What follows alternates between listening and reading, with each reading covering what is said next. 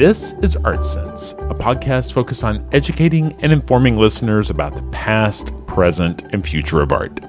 I'm Craig Gould. On today's episode, I speak with the artist Shepard Fairey. He's an artist, activist, street art pioneer, and founder of the Obey clothing line, but may be best known for his 2008 Hope poster that served as the grassroots campaign imagery for Barack Obama's first presidential election. Urban streets have long been the home of Fairey's countercultural imagery. The word obey, paired with stylized imagery of Andre the Giant, has long been an iconic calling card for the artist, whose work is now invited to be painted on city walls and shown in contemporary museums. And now, a conversation about the path from condemnation to advocacy with the artist Shepard Fairey.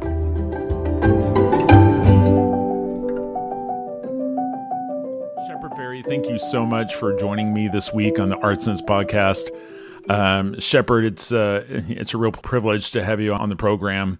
So a lot of times with the artists, I have them kind of start with a hypothetical, which is, say you were sitting down at a dinner party next to someone who has no idea who you are or what you do, and they ask, what is it? What do you do? How do you describe who you are and what your work is to them? Well, that does happen. That just happened this past Saturday night. So I'm freshly prepared to answer that question. Well, I say that I'm an artist and activist, and I work in various mediums that help me to reach people beyond just the traditional art world. And I'm known for the Hope poster for Barack Obama's 2008 campaign. I'm known for my Obey street art campaign and clothing line, which started back in '89 with a really silly illustration of Andre the Giant and a sticker campaign that came out of that. And I'm also known for the We the People posters, or some of the We the People posters that were done for the first Women's March in 2017. And various other things. I've done a lot of album packaging, but I'd say to encapsulate all that, I really believe in art as a tool of social commentary and a way to initiate conversations that aren't happening, that I'd like to see happen, that maybe can have more emotional resonance than other forms of media. I feel like your art, at least in recent years, has kind of had a call to action. Not everyone's art does, but you feel compelled to make work that has a challenge for people to think about a different world, right?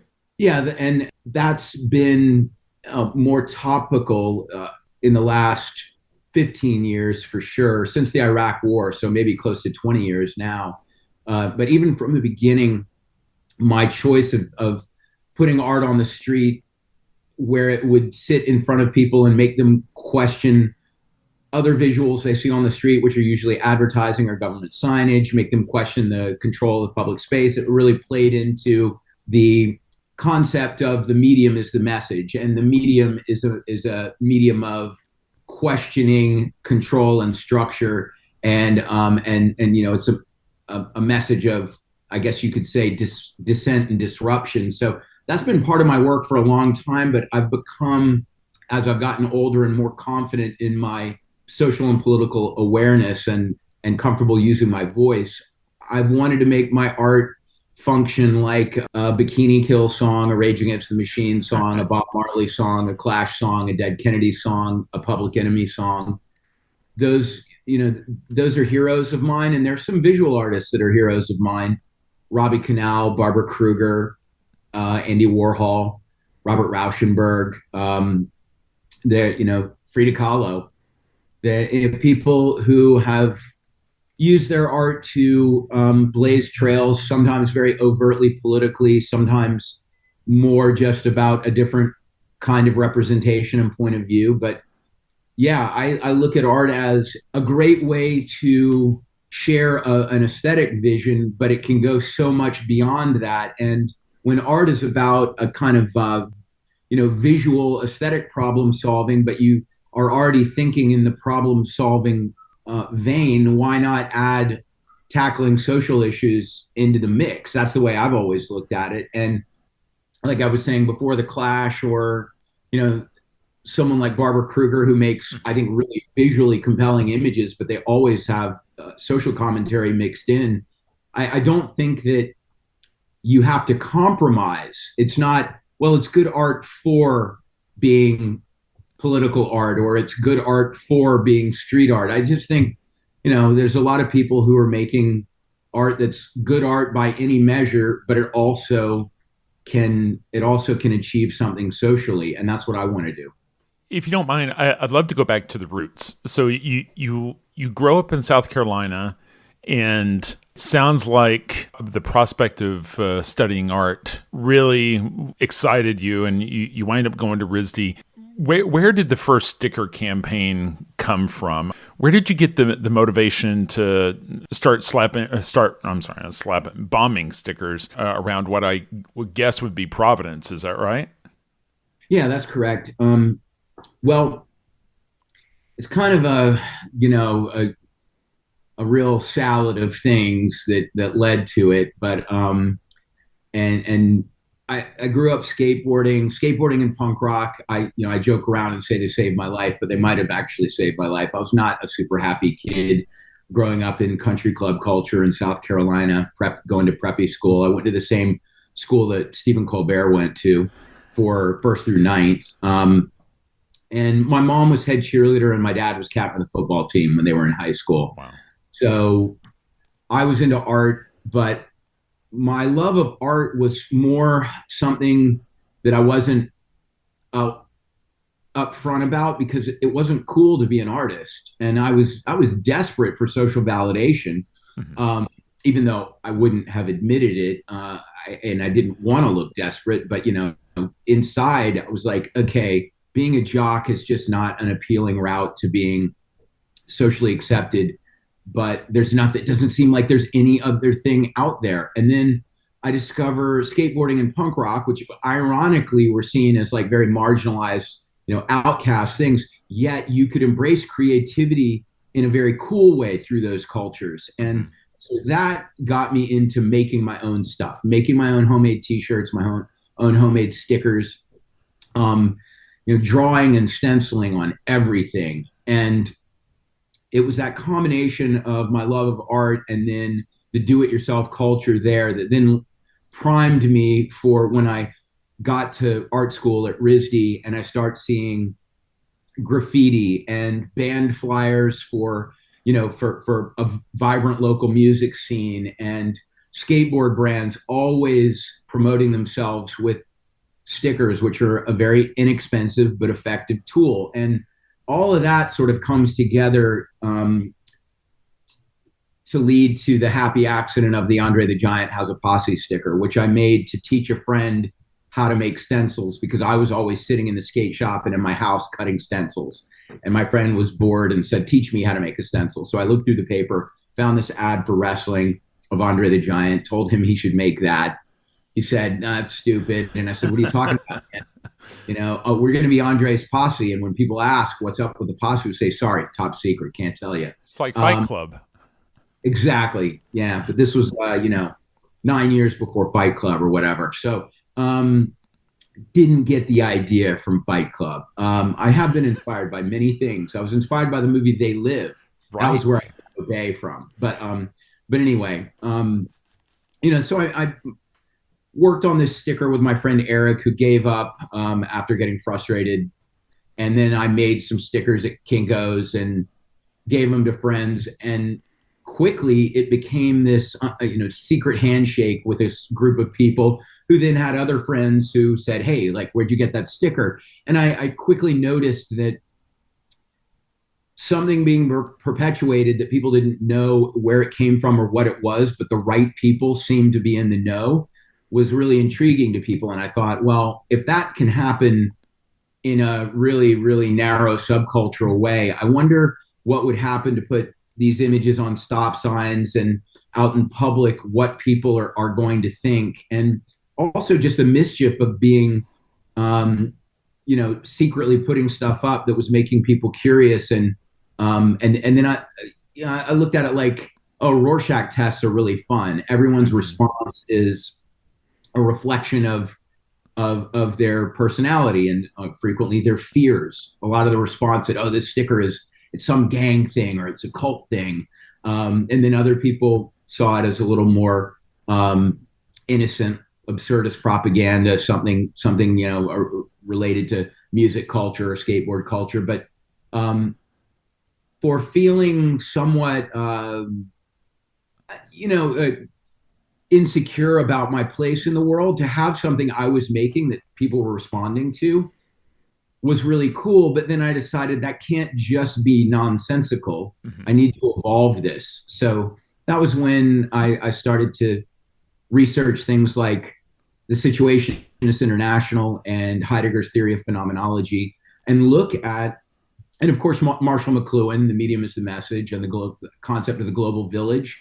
I really did think about how if I put enough of these up in Providence and people start noticing, and within a year I was getting press in some of the local papers about this silly sticker campaign, I thought, well, take that to Boston or New York, and all of a sudden, culture just ripples out from these places, and people see it in one city, and then they see it in another, and they go, oh, it's not just a local phenomenon, and it created this chain reaction for me.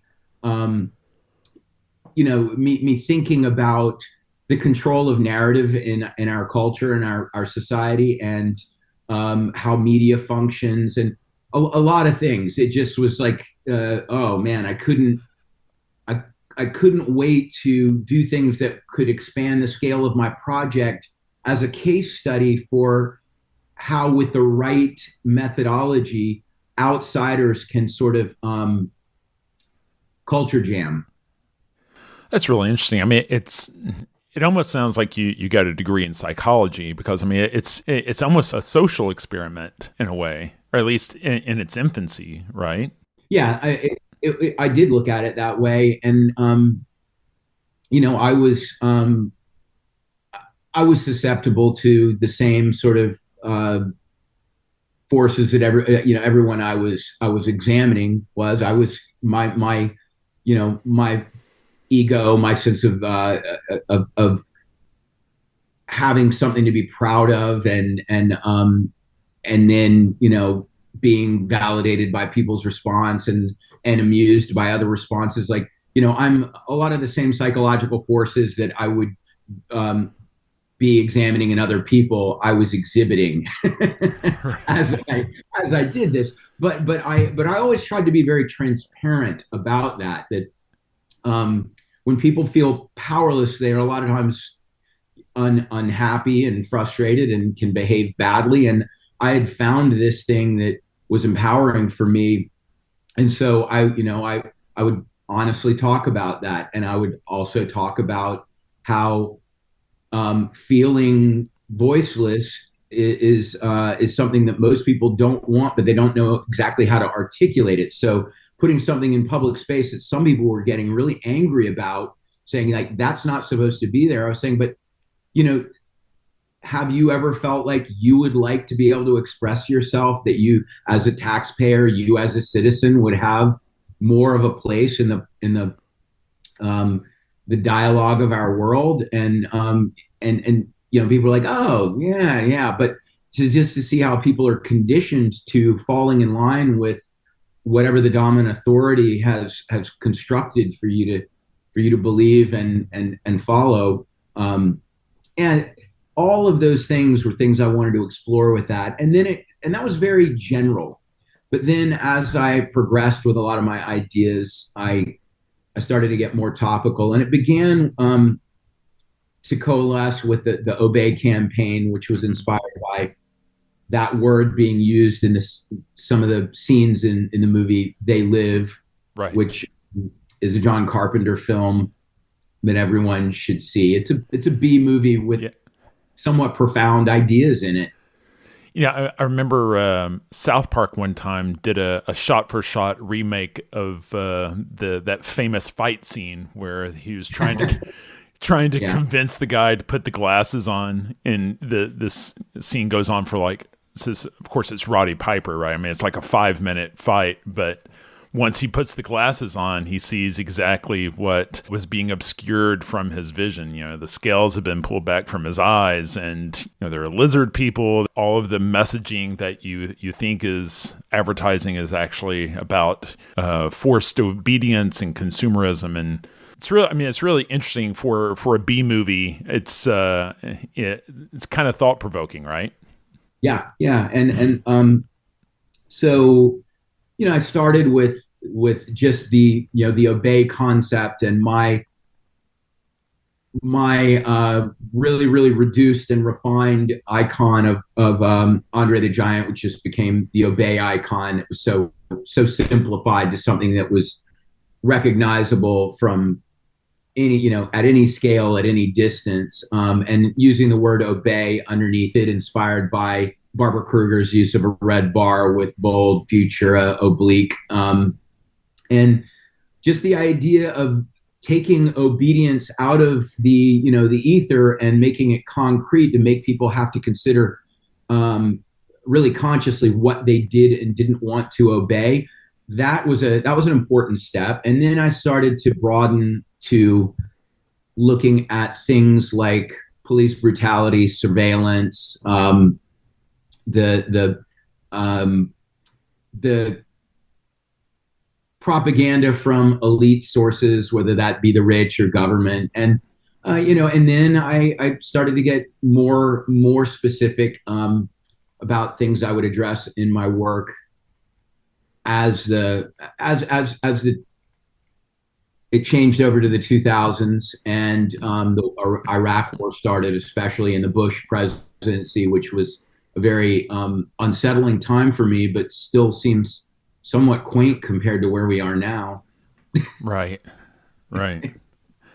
Looking at your career, I mean, there are a number of turning points.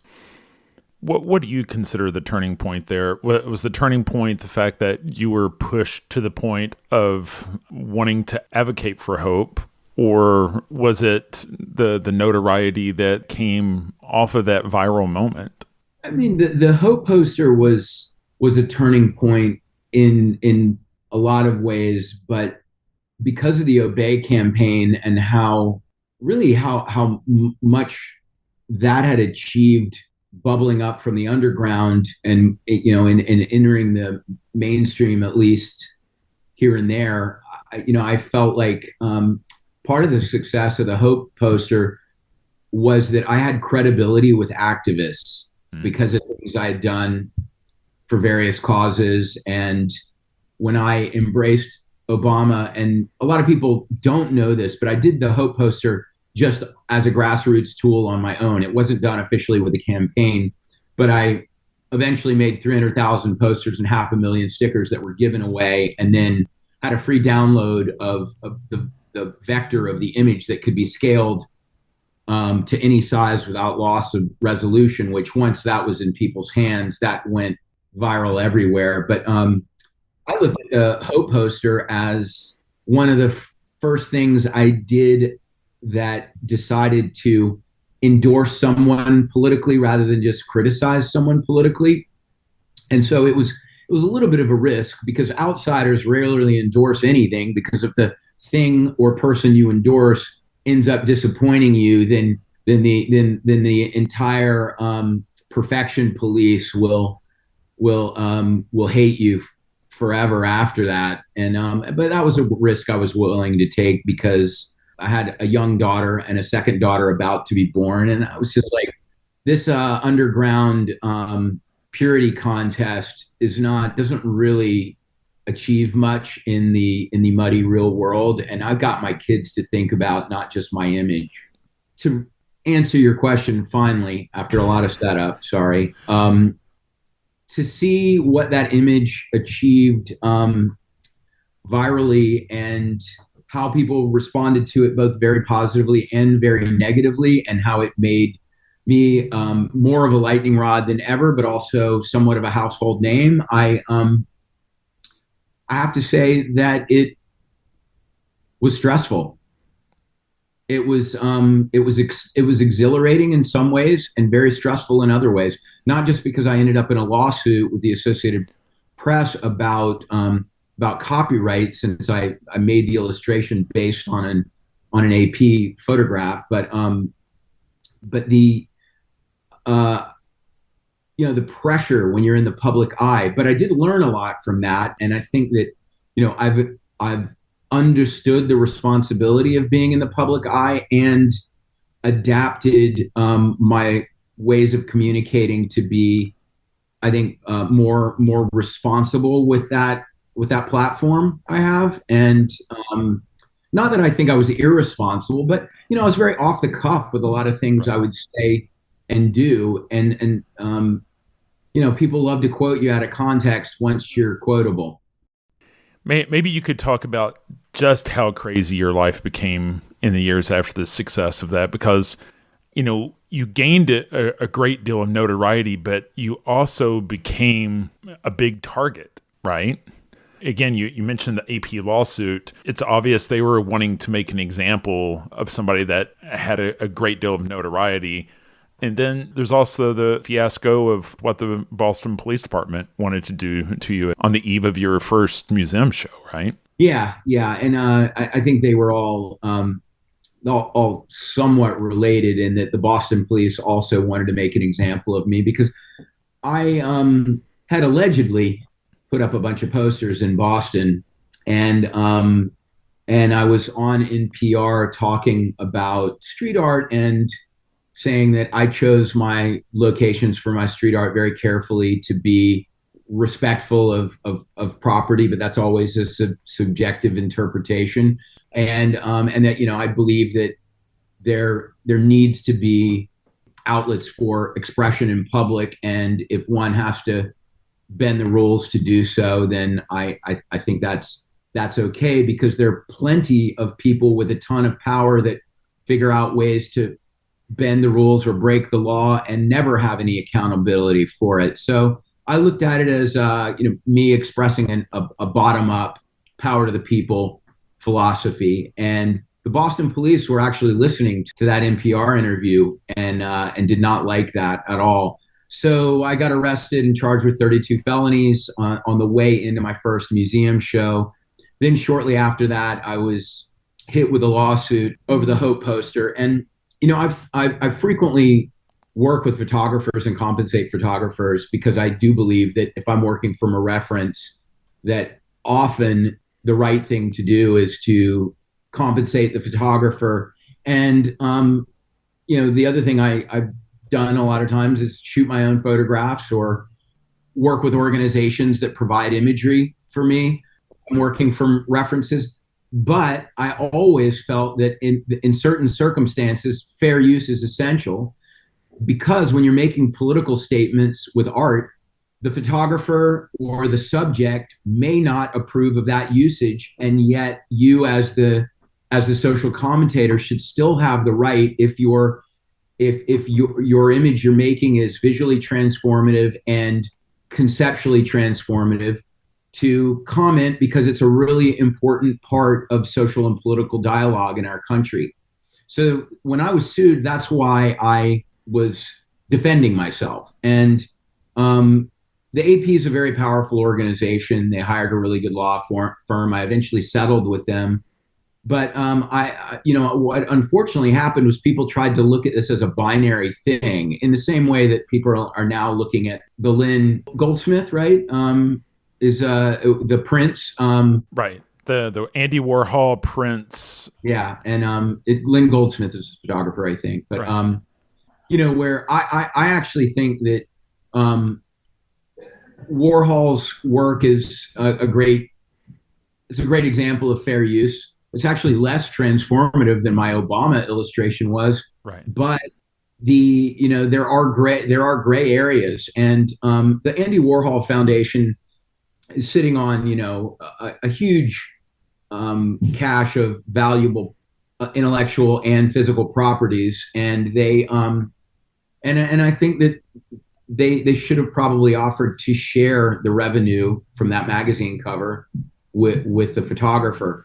But now, if people are trying to make it binary, that like let's reduce the latitude for fair use, or increase the latitude for fair use, or keep it as is, I definitely will side with keeping greater latitude for fair use. I'm just a reasonable person and I want everyone to be happy when I'm making art.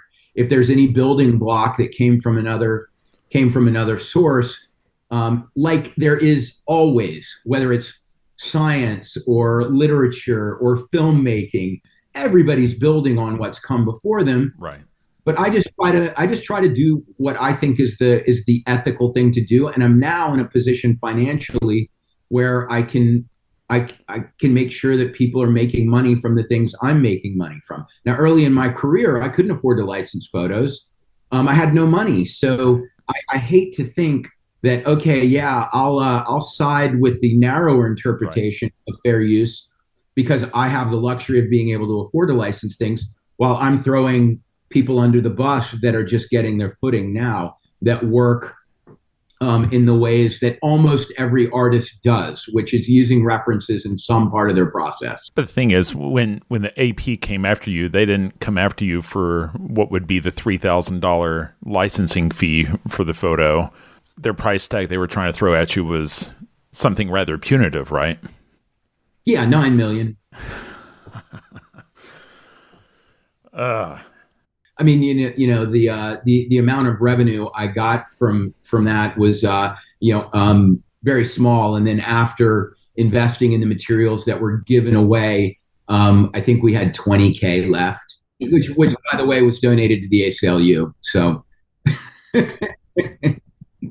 So let me ask you about your work moving from the streets and from political activism to the galleries and the museums. Like, coming from RISD, I mean, it always had to be in the back of your mind, but was it something that was a goal, or is it something that was a progression and you just found yourself one day in a conversation with Jeffrey Deitch and now you're in this different atmosphere? Well, I studied illustration at RISD. I did a lot of work in printmaking and graphic design and photography. But of course, the ideal for most people going to art school and thinking what if they could just wave a magic wand, what they would create for themselves is that they'd be making, whether it's paintings or anything else they considered their fine art. And when I say fine art, I just mean it's the ideal pure version of your vision without having to worry about other people's agenda or financing or anything. And so, of course, I always saw that as something that would be cool. But I looked at my other priorities as democratizing work, connecting with an audience that doesn't normally go into galleries and museums, and using tools and mediums that would allow me to be very prolific and disseminate a lot of work, even if that meant I couldn't make these more precious things that are what you normally see in the art world. Now, eventually, I was able to do both.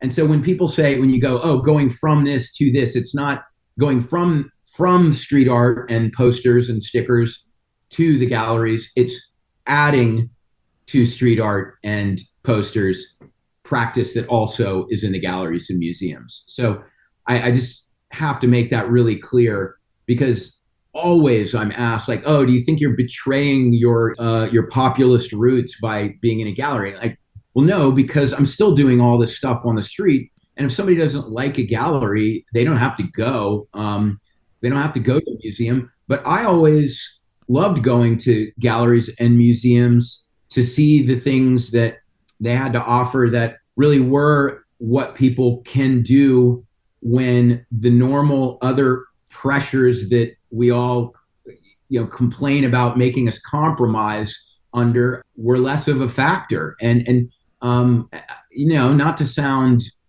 um, snooty or highbrow or anything, but I do believe in that adage that art elevated to a set of principles is the creation of culture.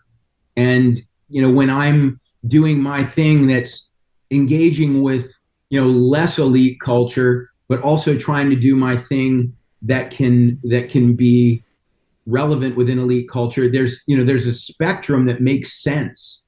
And so that's just all part of my strategy of reaching people in a lot of different ways. And I love the idea of drawing a crowd that normally is only into rebellious, transgressive street art kind of stuff, and sneaker culture and streetwear, and pulling them into the gallery to see what it means to take the time to really embellish surfaces and build up layers and go beyond just the graphic image that you might see on Instagram, or or printed on a T-shirt or a poster or a sticker.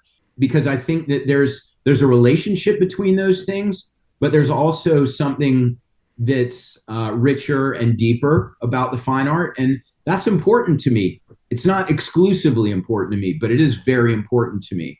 And so also those people that only care about those precious things saying, yeah, but there's a whole strain of this that exists out there, and maybe you don't like that the peasants have access to it, but you could look at it like, if you think this is we're living in a declining culture, people are becoming less sophisticated. Maybe you could respect this as a strategy to elevate some of the dialogue in the normal mundane public space. So I know those are big aspirations, and I don't mean to sound pretentious at all, but I care about what I'm doing. Yeah, I mean, so what I'm hearing there is that it's really an avenue for you to expand your conversation to a whole wide range of audiences, right? Being able to take your existing following, that may come from counterculture, and introduce them to a fine art world, but also introduce people that are highbrow, upper class, introduce them to a world of counterculture and the art of the streets. And so it's, the aspiration sounds a little bit like bridging and expansion, right? Exactly. And there are other people who have done it, but not necessarily with the same real strategic approach. I think that Raymond Pettibone, coming from doing stuff with Black Flag and Flyers and inspired by underground comics, and now he is showing at the best galleries in the world and has had museum shows. But he's somebody that is much more esoteric about what he's doing, and happy to just let the various audiences wrangle and struggle with what he's putting out there without a lot of editorial addition from him. And that's cool. But then you take somebody like Barbara Kruger or Jenny Holzer, and these are people who, yeah, they're in museums, they're in really good galleries, but they take on social causes intentionally and allow their work to be used for things intentionally. I definitely think that they were big inspirations for me, and sure, I'm using a lot of the same strategies. There are other people. I don't know whether Robbie Canal's work. He was a huge inspiration for me. But Banksy is somebody that he does work on the street, but largely to document it either for his own social media, and knowing that that's where he's going to get the most views and the biggest audience, not actually by people who encounter it in person. He's very, very smart about how his work is going to go viral, and how his mystery around what he does is going to fuel a lot of excitement about the next thing to pop up. And then he shows, he does show sometimes in museums and galleries, but it's all driven by the ideas in the work. And so, yeah, I'm definitely not alone in my approach. I've had Raymond Pettibone on the broadcast. Really interesting conversation. I think he thinks as much about what he says as as he does about the visual. And so it's interesting when you mention Pettibone, Holzer, Kruger, and, when I look at your work, tell me about the power of the written word, the power of text and its role in communicating in art. Well, I think that, of course, language is really, really valuable. The picture might have one way of provoking or seducing the viewer, and then the text might actually amplify that, or it might contradict that, and how these things work differently in each person, and everyone processes text and images different cognitively.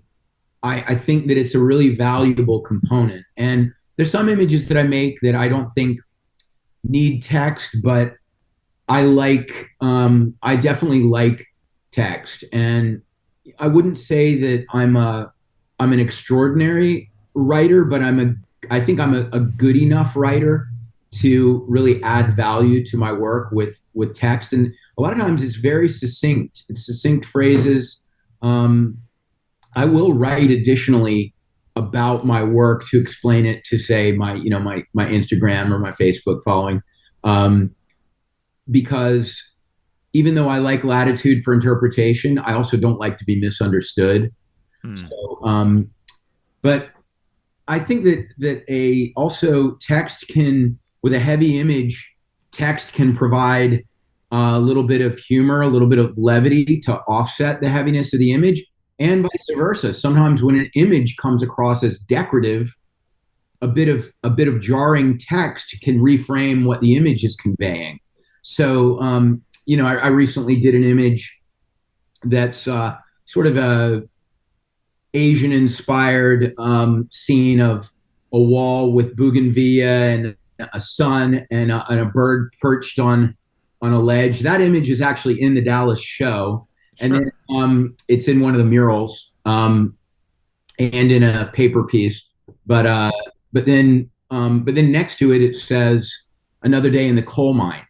Mm-hmm. And the idea is, playing off the canary in a coal mine, that when the air quality is going bad, the miners would know because the canary would die. Well, the whole planet is a coal mine now. So you've got this really beautiful thing, and then this text, and loosely inspired by Rachel Carson's The Silent Spring.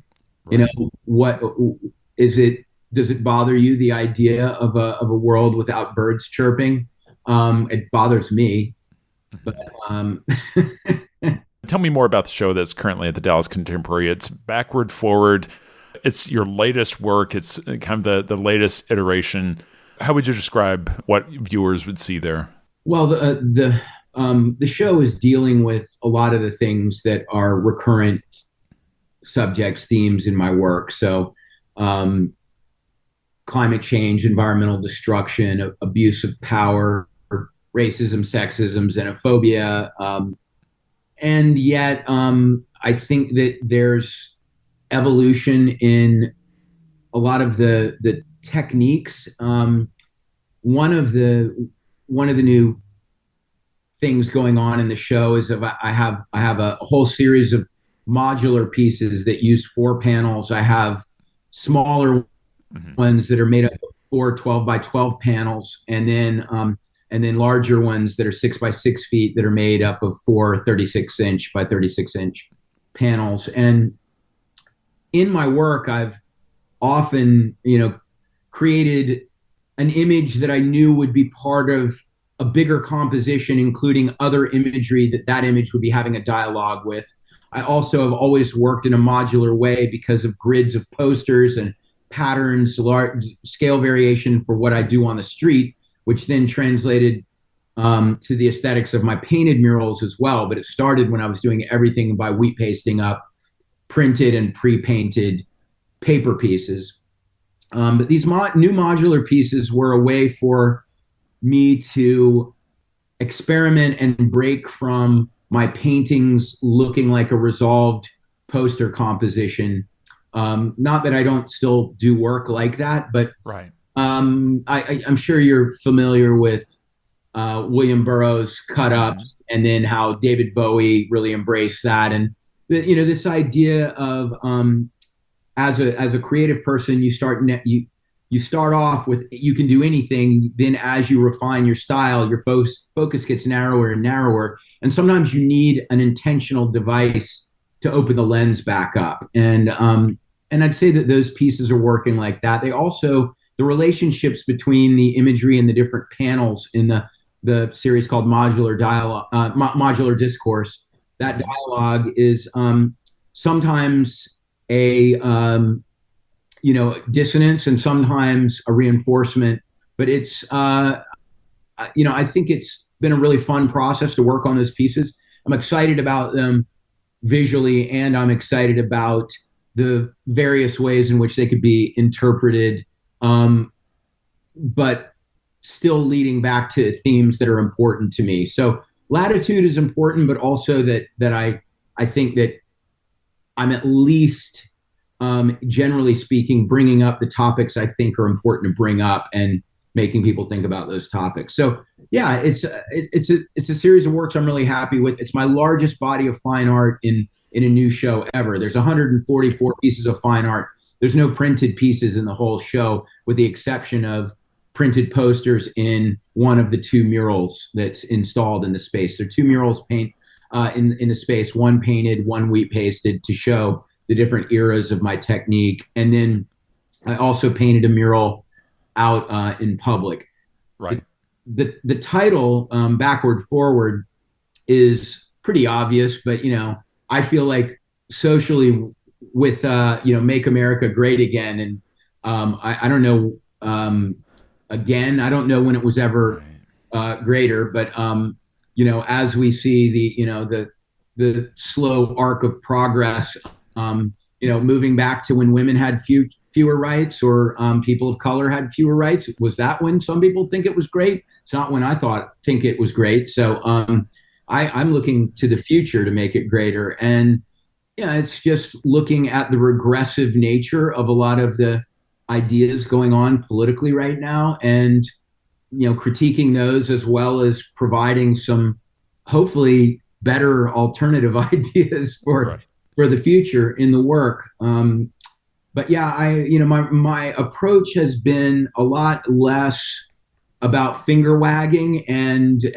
being dogmatic or didactic, and much more about trying to invite people into seeing where I'm coming from, or at least a friendly debate, not not them being scolded, because I think that pushes people away. I don't want to reinforce tribalism, even though sure, I love it when people say, hey, I like where you're coming from in your work, I agree with you, but I don't want that to be the exclusion of people that disagree.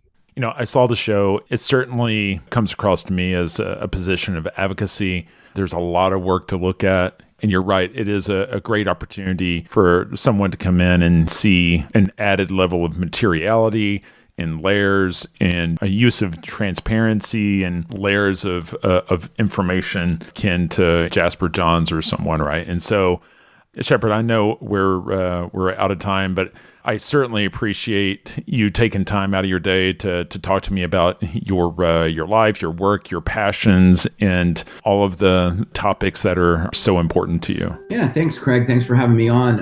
I appreciate you checking out the show, and thanks for giving me a little bit more of a megaphone.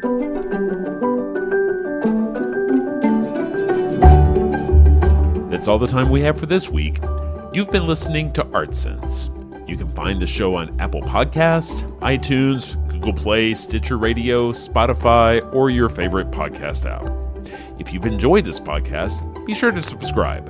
And while you're there, please rate the show and leave a quick review. Your feedback is the key to other folks finding us. And if you'd like to see images related to the conversation, read the transcript, and find other bonus features, you can go to Cambia.art and click on the podcast tab. If you'd like to reach out to me, you can email me at craig@cambia.art. Thanks for listening.